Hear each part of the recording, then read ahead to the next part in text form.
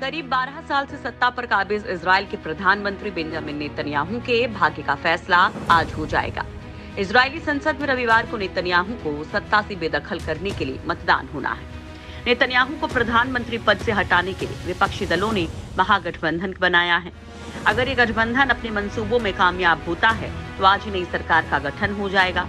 विपक्षी दक्षिणपंथी यामीना पार्टी के नेता नफ्ताली बेनेट पीएम पद की शपथ लेंगे और साल 2023 तक इस शीर्ष पद पर बने रहेंगे। समझौते के मुताबिक साल 2023 में नफ्ताली के साथ गठबंधन करने वाले एक अन्य विपक्षी नेता यार लापिड प्रधानमंत्री का पद संभालेंगे। यार लापिड साल 2025 तक इजराइल के प्रधानमंत्री बने रहेंगे।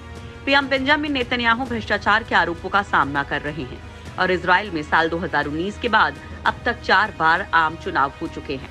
टाइम्स ऑफ इजराइल की रिपोर्ट के मुताबिक अगर सब कुछ प्लान के मुताबिक गया तो रविवार शाम को देश को नए प्रधानमंत्री के रूप में 49 साल के नफ्ताली बेनेट मिल जाएंगे।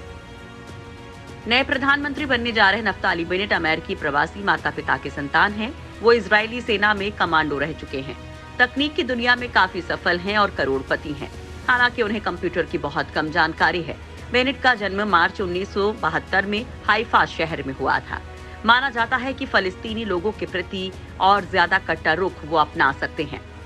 बेंजामिन नेतन्याहू देश के सबसे ज्यादा समय तक शासन करने वाले नेता हैं और वो कई सालों तक राजनीतिक पटल पर दबदबा कायम रखने में सफल रहे हैं।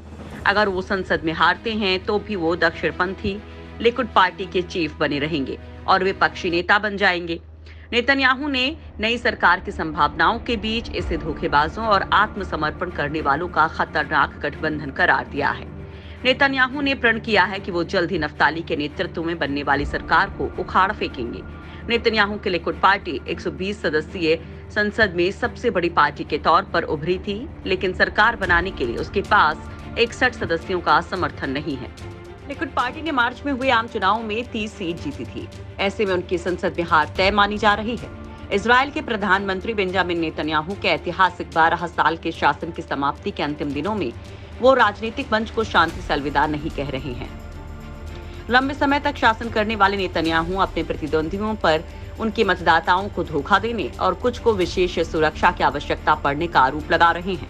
नेतन्याहू ने कहा कि वो नीतियों में उलटफेर करने वाली सरकारी एजेंसियों और सेना के प्रभावशाली व्यक्तियों की साजिश का शिकार हुए हैं। वो जब अपने नेतृत्व के बिना देश की बात करते हैं तो वो कहते हैं कि देश का सर्वनाश होगा। नेतन्याहू ने रूढ़िवादी चैनल 20 टीवी स्टेशन से इस हफ्ते कहा वे अच्छे को उखाड़ फेंक रहे हैं और उसके स्थान पर बुरे और खतरनाक को ला रहे हैं। मुझे देश के भाग्य को लेकर डर है। हालांकि इस मामले में जिन लोगों ने नेतन्याहू को कई सालों से इजरायली राजनीति में देखा है, उनका कहना है कि नेतन्याहू का हाल का व्यवहार काफी जाना पहचाना है। वो अक्सर बड़े और छोटे खतरों का स्पष्ट रूप से वर्णन करते हैं। नेतन्याहू ने अपने प्रतिद्वंदियों को हमेशा कमा का और फूट डालो और जीतो की युक्ति का इस्तेमाल कर फले फूले हैं।